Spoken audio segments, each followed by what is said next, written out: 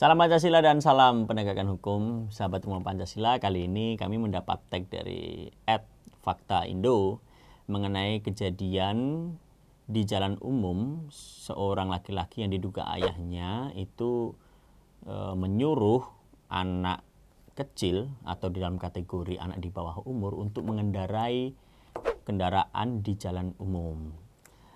Menurut video, kecepatan yang digunakan oleh anak kecil ini kecepatan yang tidak wajar untuk ukuran anak di bawah umur. Nah, apa tanggapan Rumah Pancasila terkait video yang di-tag kepada Rumah Pancasila tersebut? Yang pertama, bahwa ada ketentuan pidana ketika si anak kecil nanti itu mengendarai di jalan umum dan mengakibatkan kecelakaan, itu ada pidananya. Tetapi pidananya tetap akan yang bertanggung jawab, yaitu laki-laki yang membonceng tersebut yang diduga ayahnya. Itu baru diduga ya. Nah, ketentuan pertama adalah pasal 310 Undang-Undang Nomor 22 tahun 2009, yaitu setiap orang yang mengendarai karena kelalaiannya mengakibatkan kecelakaan itu dipidana. Nah, kemudian ketentuan yang kedua adalah pasal 274 ayat 1, yaitu mengatakan bahwa setiap orang karena perbuatannya mengakibatkan kerusakan pada jalan dan atau gangguan fungsi jalan itu dipidana 1 tahun atau denda paling banyak adalah 24 juta rupiah. Nah, itu ketentuan pidananya ya, apabila itu dilakukan di jalan. Nah, kalau tidak dilakukan di jalan bagaimana? Berarti menggunakan pasal 360 ayat 1 Kitab Undang-Undang Hukum Pidana. Seseorang yang karena kelalaiannya mengakibatkan luka berat itu dipidana. Jadi itu sahabat Rumah Pancasila, ketentuan pidananya ya, apabila nanti benar-benar mengakibatkan kecelakaan. Kemudian poin yang kedua ya, sahabat Rumah Pancasila, bahwa ajaran atau doktrin tentang kesalahan dalam hukum pidana itu dibagi menjadi 2. Yang pertama adalah kesengajaan dan yang kedua adalah kelalaian. Nah, kelalaian ini mempunyai 3 unsur. Unsur yang pertama, bahwa seseorang yang melakukan kelalaian itu harus ya berbuat sesuatu melebihi apa yang ditentukan oleh hukum tertulis maupun hukum tidak tertulis, yang itu ujungnya adalah melawan hukum. Nah, yang kedua adalah suatu kesadaran dalam diri seseorang yang seharusnya itu mengakibatkan resiko tertentu, entah itu ceroboh atau kurang pengetahuan atau kurang hati-hati.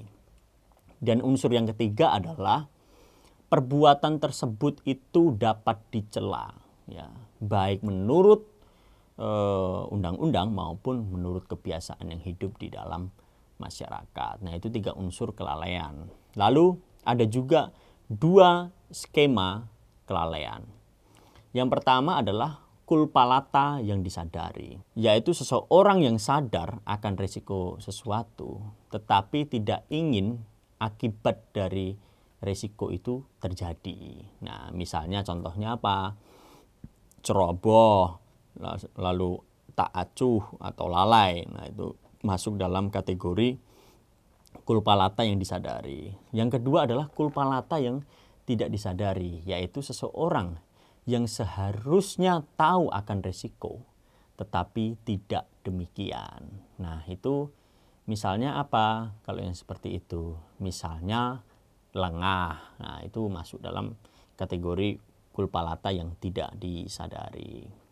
Lalu poin yang ketiga ya, sahabat Rumah Pancasila, ayolah kita bersama-sama mendidik anak kita itu menjadi orang yang benar-benar berguna, menjadi orang yang benar-benar bisa membanggakan bangsa dan negara. Karena setiap anak yang dilahirkan dan dititipkan Tuhan kepada orang tuanya itu mempunyai tujuan yang mulia untuk mendidik mereka, memberi pelajaran mereka, menanamkan apa yang baik, benar, dan tepat, agar nantinya dia benar-benar menjadi manusia seutuhnya.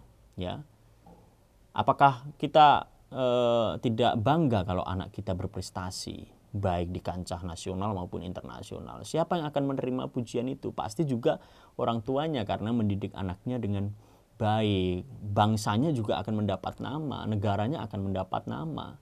Itu semua berkat karena didikan orang tua yang baik dan benar. Nah, jangan sampailah kita justru mendidik anak kita menjadi anak yang nakal dan bandel. Nah, kita benar-benar harus memperhatikan karena anak itu merupakan aset bangsa dan negara bagi generasi ke depan dan bagi masa depan bangsa dan suatu negara. Jadi tetap ingat ya, sahabat Rumah Pancasila, kita tetap harus mendidik anak-anak menjadi orang yang berguna nantinya bagi keluarga, bagi masyarakat, bagi bangsa, dan bagi negara.